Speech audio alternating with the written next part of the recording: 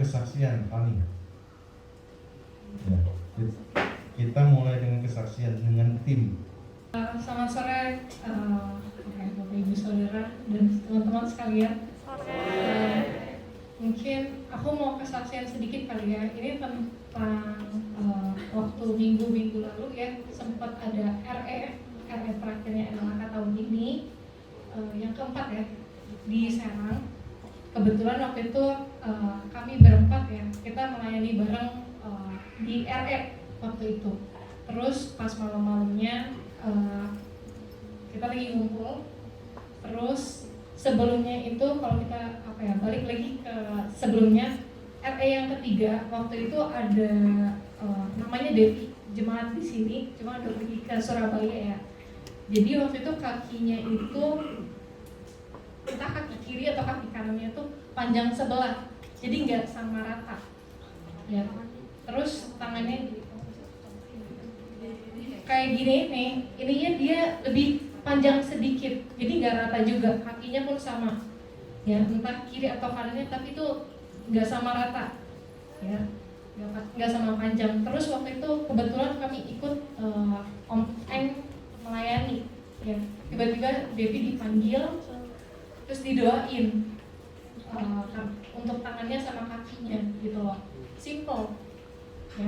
Kami waktu itu perhatiin ya, aku sama Winnie mungkin ya, aku sama Winnie kita memperhatikan benar-benar gitu ya, dan ada videonya. Kalau Bapak Ibu atau teman-teman di sini mau lihat boleh ya, bisa minta ke kita kalau benar-benar mau lihat. Lebih panjang kan? Dikit. Ya kan, ini lebih panjang kan? Saat ini di dalam nama Yesus aku perintahkan kaki kiri engkau bertumbuh sama panjang. Dengan kaki kanan saat ini bertumbuh. Kau kaki kiri bertumbuh sama panjang. Dalam nama Yesus. Dalam nama Yesus aku perintahkan engkau kaki kiri. Amin. Bertumbuh sama panjang. Ya, terus bertumbuh. Yes, amin. Sama panjang. Amin. Bertumbuh sama panjang. Aku Amin. perintahkan tulang-tulang kau bertumbuh sama panjang. Amin. Dalam nama Yesus. Yes, amin. Masih belum ya? Coba ukur lagi. Duduknya Ya. nyender. Amin. Dikit lagi ya, sama Yes, panjang. yes. Bertumbuh saat ini. Amin. Terus bertumbuh. Nah, Wow, ini wow. dalam nama Wow. Yesus. Iya. Sama nggak? Amin. Yes. Amin. Amin.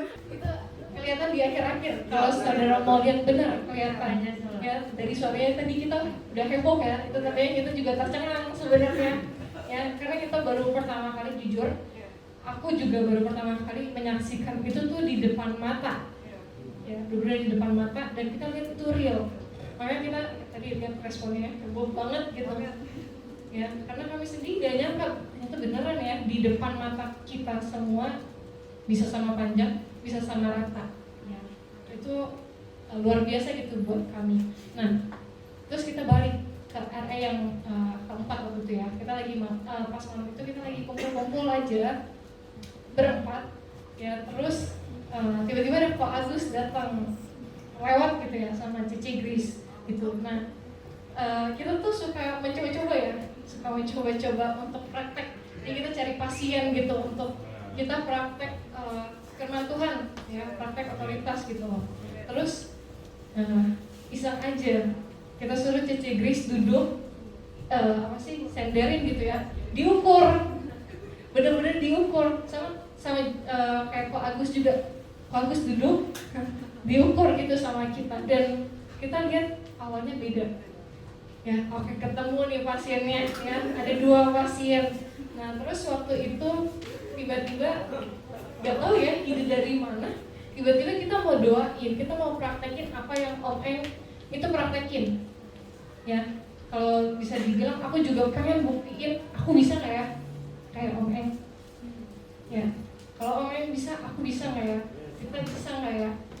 So waktu itu kita berempat kita doain kakinya Cici Grace dulu. Mungkin di sini nggak ada gitu fotonya ya, paling adanya Koko Agus gitu, tapi Cici Grace sendiri juga ngerasain tiba-tiba kakinya ketarik gitu ya. Terus ini kali ya, mungkin fotonya kakinya Koko Agus boleh. Kita lihat dari sini ya, ininya aja udah beda kan? Ya itu. Oke, Temirnya aja beda gitu. Dan ini juga mata kakinya udah beda. Oke, dari sebelah. Oke, next. Ini before Ya, ini before-nya ya. Oke, Terus next. kita lihat ya afternya sama rata. Nah, Ya, ini hasil akhirnya. So dari situ kita sebenarnya jujur kita tuh nggak tahu gitu loh, tiba-tiba aja kepikiran ide seperti itu ya, tanpa ada angin atau apa, kayak tiba-tiba kepikiran aja pengen doain, pengen praktek ya, tiba-tiba kejadian di depan mata ya, kita juga semakin terbangun ya imannya. Pas malam itu juga kayaknya kita sangat bersuka cita ya, sampai aku nyamperin Om Capeng bilang gitu, Om bisa nih kita. Mungkin dari aku ya ada beberapa hal yang aku sampaikan. Pertama, kita itu doanya sepakat. Aku nggak doa sendiri, tapi kita doanya berempat, bareng-bareng. Kita tumpang tangannya itu bareng-bareng. Karena kita benar-benar pengen lihat kuasa mukjizat itu terjadi di depan mata kita. Ya, terus yang kedua, tadi kita nyanyi pas praise and worship ya, Your name is power, Your name is healing. Ya, itu lirik lagu yang itu yang terjadi di sini. Ya, gimana sih kita ngelakuin itu? Simple, cuma pakai nama Tuhan Yesus itu sendiri. Ya, kita pakai otoritas yang kita punya sebagai orang percaya dan katakan itu sembuh. Dengan nama Tuhan Yesus, and it happens.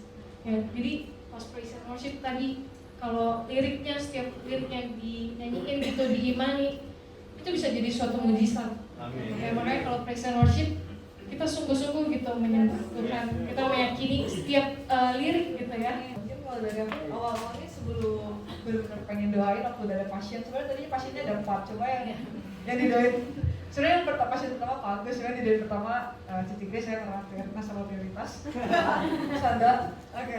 Dan aku sempat dengar gitu kayak agak Olive agak ragu, aku juga ragu. Coba aku kayak dengan iman biji sesawi, dengan iman biji sesawi, aku meyakinkan diri aku gitu, karena di firman Tuhan juga bilang tanda-tandanya kan menyertai orang yang percaya gitu. Bukan bukan percaya doang yang orang percaya, tapi kita di sini juga orang percaya gitu. Dan kami percaya kita juga punya otoritas yang sama gitu kan, karena kita punya Roh Kudus yang sama gitu.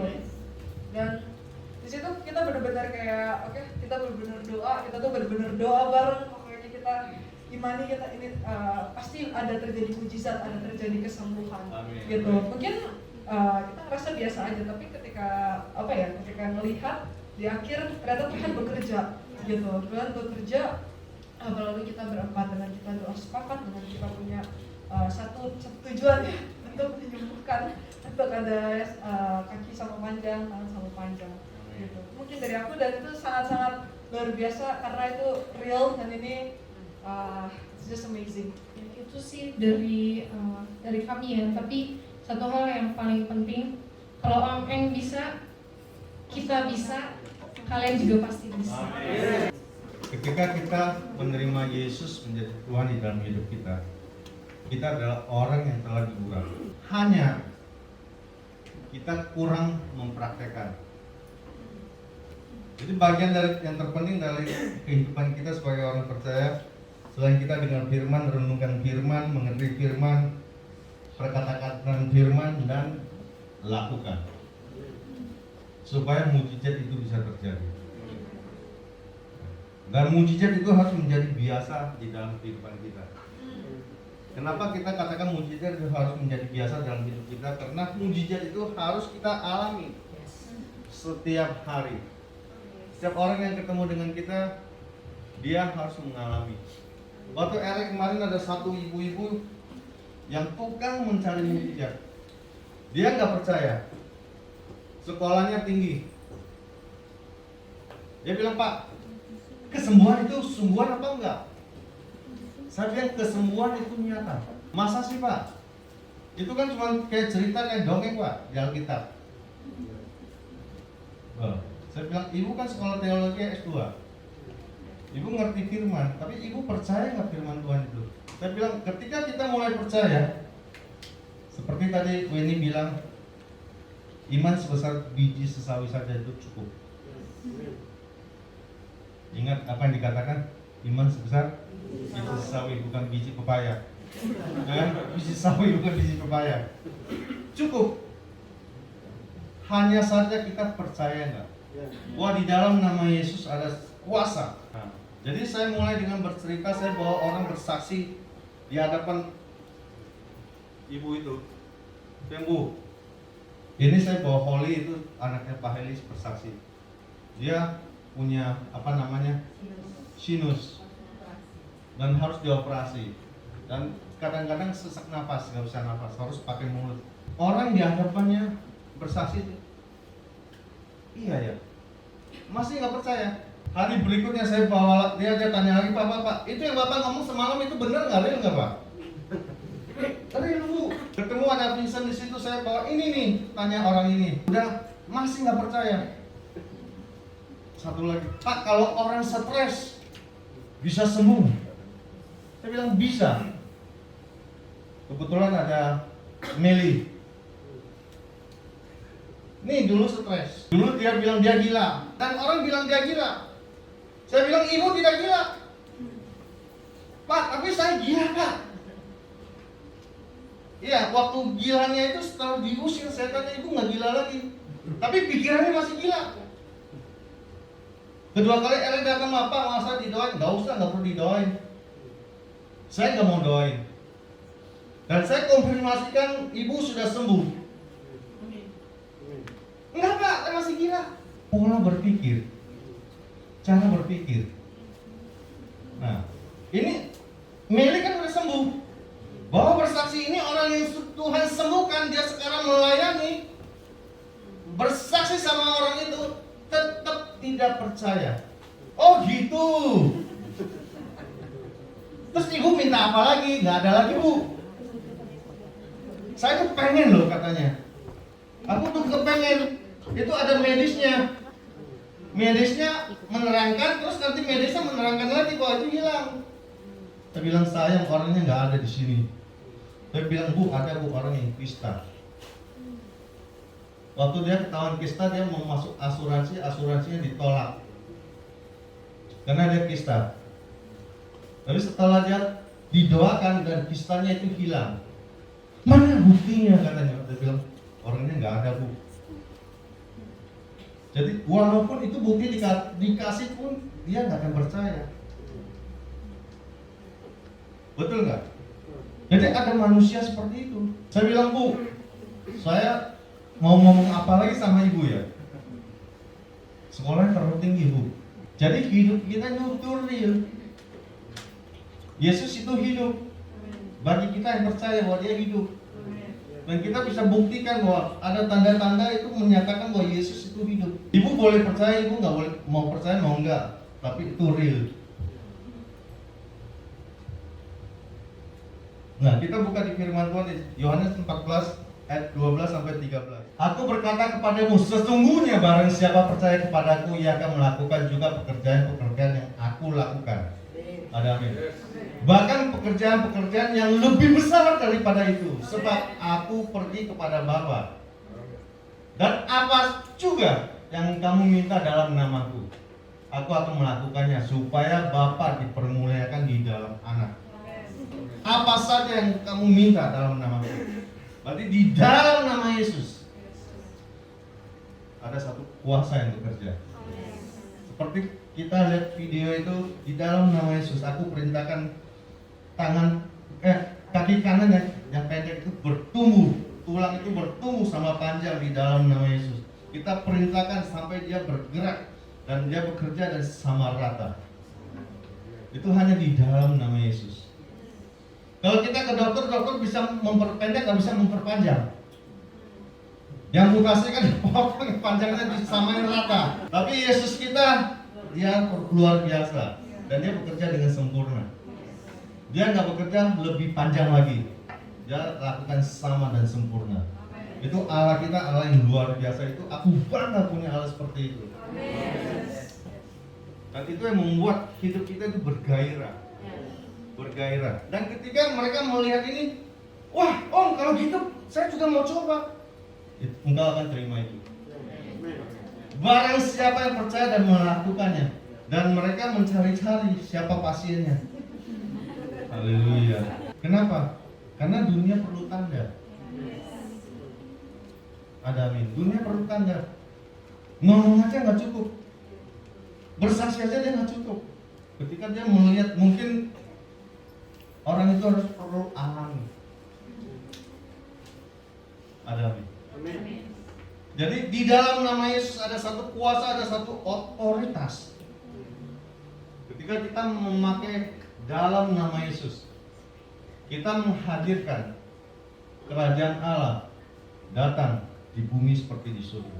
Maka firman Tuhan katakan apa yang kita ikat di bumi ini akan terikat di surga, dan apa yang kita lepaskan di bumi ini akan terlepas di surga di dalam nama Yesus. Ini sesuatu yang luar biasa. Di Kisah Para Rasul 10 ayat 38 yaitu tentang Yesus dari Nazaret. Bagaimana Allah mengurapi dia dengan apa? Roh Kudus dan kuat kuasa. Dia yang berjalan berkeliling sambil berbuat baik dan menyembuhkan semua orang yang dikuasai iblis sebab Allah menyertai dia. Kuncinya adalah Allah menyertai kita. Dan kita adalah orang yang telah diurapi. Roh Kudus itu tinggal dan menetap. Sama seperti Yesus ketika diurapi oleh Roh Kudus. Roh Kudus sudah tinggal dan menetap. Maka ketika Yesus berjalan di muka bumi, kemanapun dia pergi, Yesus berkeliling. Di mana saja kesembuhan terjadi, pelepasan terjadi. Itulah Yesus. Dan kita lihat di Yohanes 5, ini penyembuhan pada hari Sabat di kolam Bethesda.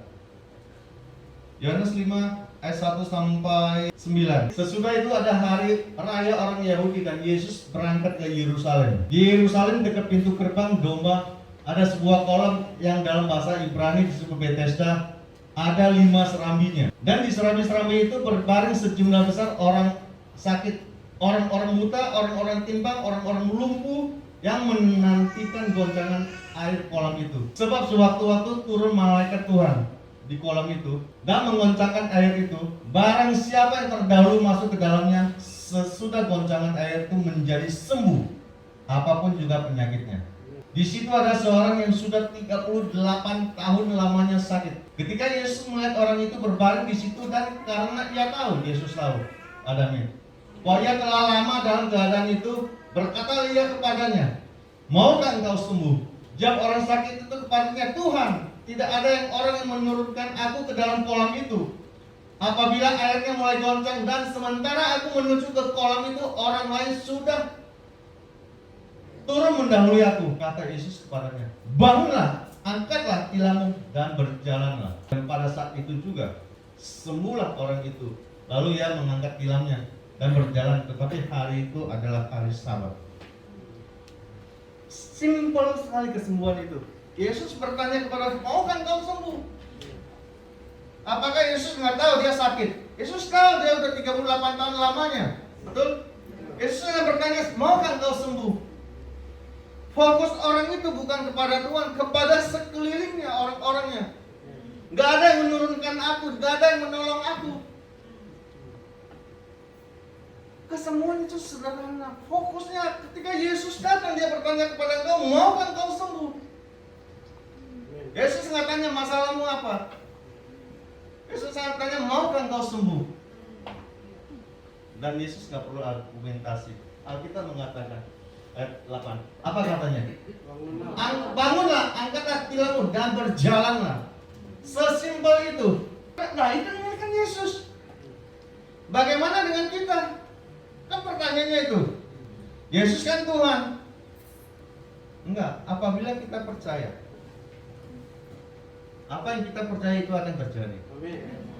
Itu adalah iman. Iman kita adalah iman yang tertuju kepada Yesus. Apa adalah Yesus lakukan di kayu salib. Dan Alkitab mengatakan dia melakukannya setelah selesai.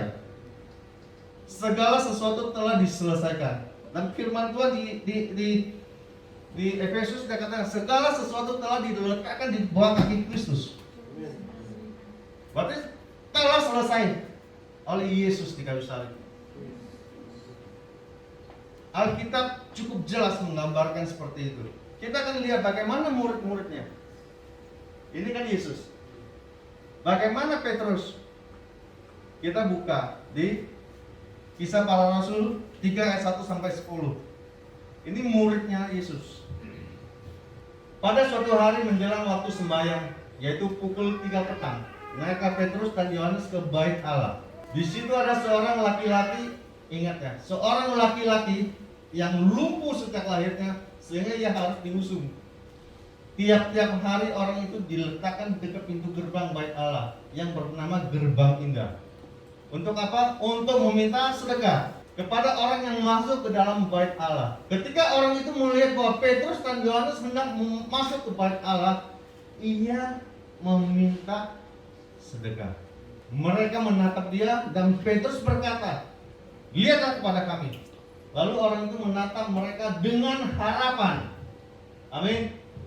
Dengan harapan akan mendapat sesuatu dari mereka. Tetapi Petrus berkata, "Emas dan perak tidak ada padaku." Lah sekarang pertanyaannya, orang ini kan minta sedekah, berharap, terus emas dan perak tidak ada padaku. Lah terus ngapain? Mengharapkan sesuatu. Dan Petrus berkata, "Emas dan perak, uang itu nggak ada padaku." Tapi katanya lanjut, "Tetapi apa yang kupunyai," haleluya. Petrus nggak punya emas, nggak punya perak, itu nggak menjadi masalah. Tetapi apa yang kupunyai aku berikan kepadamu. Demi nama Yesus orang Nazaret itu berjalan. Lalu ia memegang tangan kanan orang itu dan membantu dia berdiri. Alkitab mengatakan seketika itu juga kuatlah kaki dan mata kaki orang itu. Segampang itu iya. Segampang itu iya. Hanya percaya dan katakan. Kalau nggak segampang itu terus kita gimana caranya? Dengan iman kita percaya kita telah dibenarkan. Dengan iman kita percaya kita diselamatkan. Dan dengan iman kita percaya. Dan dengan iman mereka melakukan. Aku coba-coba saja. Aku coba-coba saja. Segala sesuatu dimulai dengan coba-coba. Langkah iman yang pertama adalah mencoba. Gak berhasil, gak masalah. Kalau berhasil, iman kita akan bertumbuh. Beda lagi level iman kita. Wah, ternyata aku bisa ya. Bisa. Yang mengatakan kita nggak bisa itu siapa? Iblis nggak mau kita ngerti. Kamu mana bisa? Kalau dia perlu mendakwa engkau. Ingat, kita harus tahu siapa kita di dalam Kristus. Identitas kita adalah anak. Ketika Yesus pertama kali, waktu dia dibaptis oleh Yohanes Pembaptis, Alkitab mengatakan dari surga terdengar, "Inilah anakku yang kukasihi, kepadanya aku berkenan." Itu jati diri yang Bapa berikan kepada Yesus. Akan tetapi kalau saudara baca ayat berikutnya, Yesus mulai dibawa ke padang gurun untuk dicobai. "Jika engkau anak Allah," Jason anak saya. Dia nggak perlu membuktikan jika engkau anak Pak Joy, nggak perlu membuktikan. Ada amin. Itu Yesus dicobai beberapa kali, 3 kali di situ. Itu belum selesai ketika di kayu salib. Orang yang di sebelah kiri apa di sebelah kanan lupa. Orang lain dia selamatkan. Selamatkan diri sendiri dong. Yang di bawah sana, turun dari kayu salib supaya kami percaya. Halo, betul? Apakah Yesus perlu turun membuktikan bahwa dia Tuhan? Ketika dia turun, bubar, nggak ada keselamatan. Yesus dia membuktikan dia Allah. Betapa spektakulernya kalau dia turun dengan terbang gitu. Wah, ada kayu salib. Tidak ada keselamatan. Saudara bisa bayangin nggak? Iblis selalu mencobai kita. Kita harus tahu siapa kita. Ketika kita mulai tahu, dia sudah dikalahkan. 2000 tahun lalu. Dia hanya bisa menggonggong. Dia hanya mengintimidasi. Dia hanya bisa menuduh. Pekerjaan dia pencuri datang untuk mencuri, membunuh dan membinasakan. Dia pencuri. Dia untuk mencuri damai saudara kita. Dia ingin mencuri apa yang kita punya dengan cara dia menuduh kita. Jika engkau anak Allah. Yesus saja dibilang jika engkau anak Allah. Itu sebabnya sebagai orang percaya kita harus terpegang prinsip. Dengan iman kita percaya. Dan itu yang Petrus lakukan. Dengan iman dia melangkah. Mujizat itu sederhana. Yang bikin rumit itu pikiran kita. Masa sih aku bisa? Bisa nggak? Aku kan nggak seperti dia. Aku bukan dipakai di situ. Siapa yang pernah bilang aku nggak di situ, aku nggak bisa, aku nggak itu? Kita yang mengatakan seperti itu, betul nggak? Maka pikiran kita harus dirubah. Itu sebabnya perlu kita berdoa, itu ada kuasa Allah itu bekerja. Dan saya selalu ingin menyatakan bahwa Allah itu hidup. Kalau saya cuma cerita kesembuhan, orang susah karena dia nggak mau mengalami, dia nggak melihat. Tapi ketika ada orang yang melihat, dia akan berkata, oh ini benar. Itu akan membangkitkan iman mereka. Jadi sekarang saya nggak perlu cerita lagi, mereka bisa bersaksi. Karena apa? Mereka melihat apa yang Tuhan kerjakan di depan mata mereka. Kalau Om Eng bisa, saya bisa juga. Pertanyaannya, siapa yang bilang kamu nggak bisa? Om Salim pernah bilang kamu nggak bisa?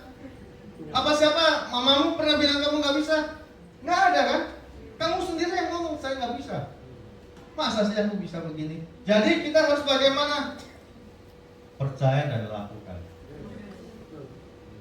Mujizat itu sejauh di mulut kita.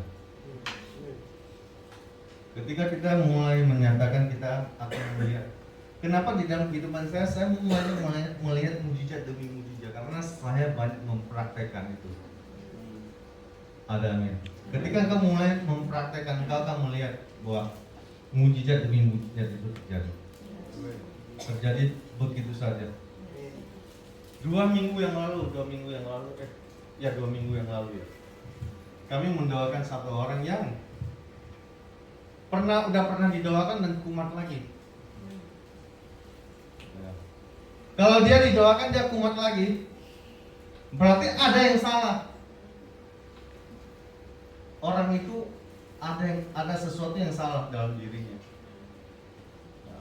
Dan saya dibilang, Pak kita doain lagi Pak, udah aku doain tapi kumatnya itu nggak kira-kira, disentuh aja menjerit-jerit, disentuh aja kerasa sakit banget.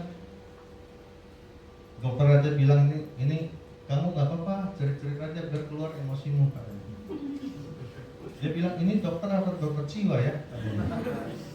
Dokter penyakit dalam bilangnya begitu. Yang ngomong dokter itu muslim. Pasien ini Katolik. Sudah dilayani terima Yesus. Saya bilang ada yang salah kalau seperti itu. Yuk kita mulai operasi lagi. Dan kita konseling.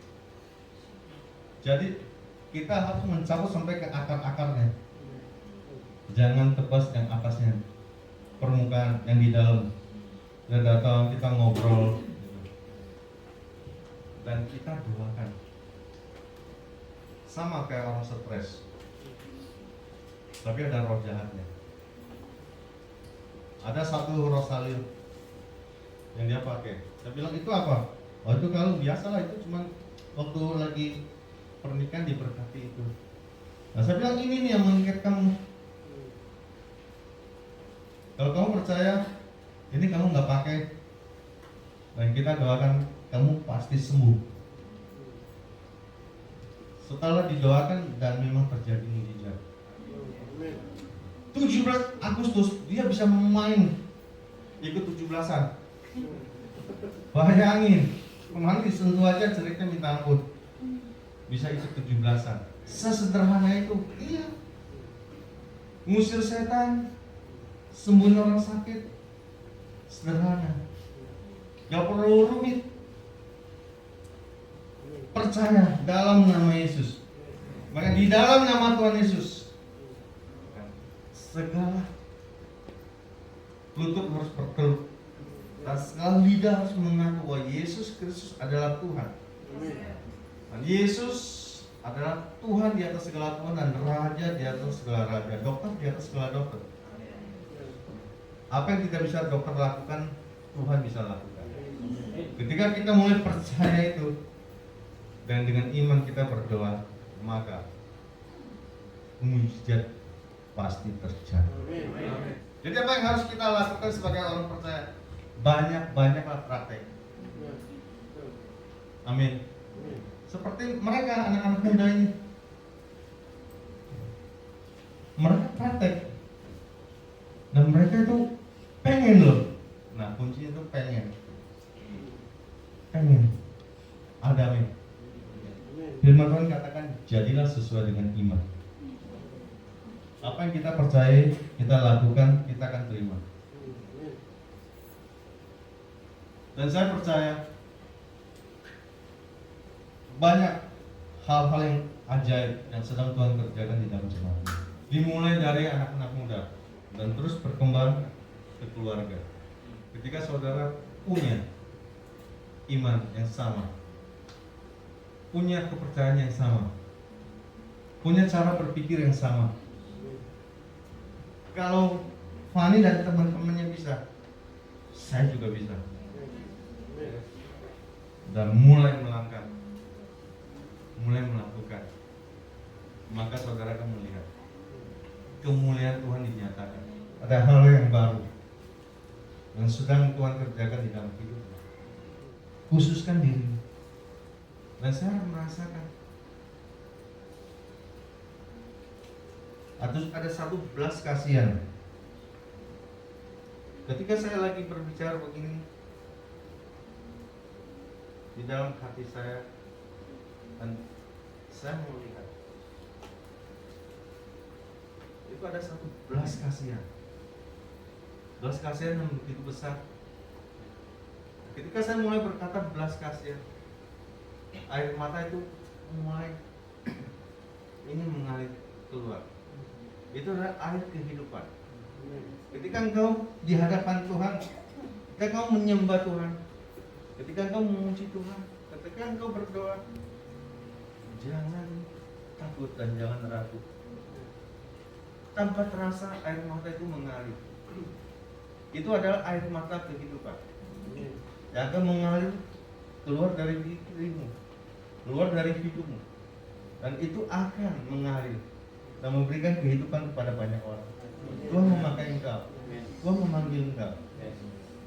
Bisa berdiri, ada satu, bisa berdiri. Ada satu urapan Tuhan yang khusus, yang begitu kuat, dan belas kasihan itu begitu kuat. Bisa angkat tanganmu ketika engkau mulai mempersiapkan Tuhan, ini aku mau Tuhan berjalan Tuhan dengan satu pengurapan yang baru, dengan satu hikmat yang baru, dengan satu pengertian yang baru. Ketika engkau membukakan hati, ketika engkau mempersiapkan dirimu, Tuhan yang hidup di dalam engkau, dan kehidupan itu mengalir di dalam nama Yesus.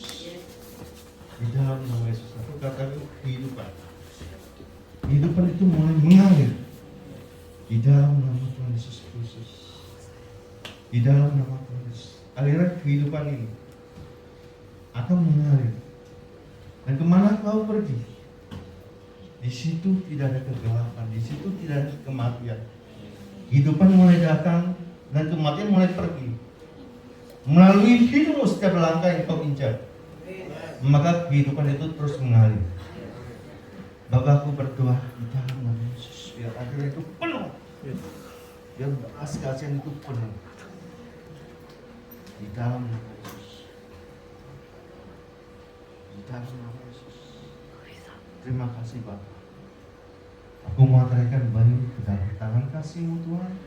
Pekerjaan yang besar, pekerjaan yang luar biasa yang Kau taruh di dalam hidupmu. Aku berdoa pagar pelindungan-Mu, penyertaan-Mu Tuhan, di dalam nama Yesus. Ada satu kehidupan sedang mengalir di dalam jemaat ini. Mungkin kau merasa aku udah kering Tuhan, aku udah lama. Seakan-akan aku juga berdoa tuh tanpa hampa. Apa yang kulakukan kelihatannya tuh gagal, kelihatannya mentok. Tapi di dalam nama Yesus tidak ada yang mustahil. Karena aku katakan untuk jemaat ini, aku katakan kehidupan mulai mengalir. Aku katakan keberhasilan mulai mengalir. Aku katakan ada satu. Ketika engkau mulai melangkah, aku katakan ada satu kehidupan mulai berjalan. Di dalam nama Yesus, aku berdoa untuk jemaat ini. Aku katakan, Bapak, aku berdoa di dalam nama Yesus. Aku katakan kehidupan yang dari surga itu mengalir. Di dalam nama Tuhan Yesus, setiap sel-sel yang telah mati aku perintahkan hidup kembali. Di dalam nama Tuhan Yesus Kristus, aku katakan setiap sel yang telah mati dihidupkan kembali. Di dalam nama Tuhan Yesus Kristus, aku katakan kehidupan dari surga mengalir memenuhi jemaat ini. Di dalam nama Yesus, aku katakan tidak ada sakit penyakit. Aku katakan sakit penyakit tidak berkuasa atas jemaat ini. Di dalam nama Tuhan Yesus Kristus, aku katakan sakit penyakit dalam bentuk apapun tidak berdaulat, tidak berkuasa atas jemaat ini. Di dalam nama Tuhan Yesus Kristus, aku materaikan di dalam nama Tuhan Yesus Kristus. Aku katakan kehidupan. Kematian mulai pergi, kehidupan mulai datang. Di dalam nama Tuhan Yesus Kristus. Bapak, aku mengucap syukur Tuhan untuk jemaat ini, jemaat yang besar, jemaat yang hidup, jemaat yang luar biasa, jemaat yang Kau berkati, yang Kau kasih, yang Kau panggil Tuhan. Aku katakan Kau pakai Tuhan setiap pribadi lepas pribadi. Aku berdoa di dalam nama Tuhan Yesus Kristus.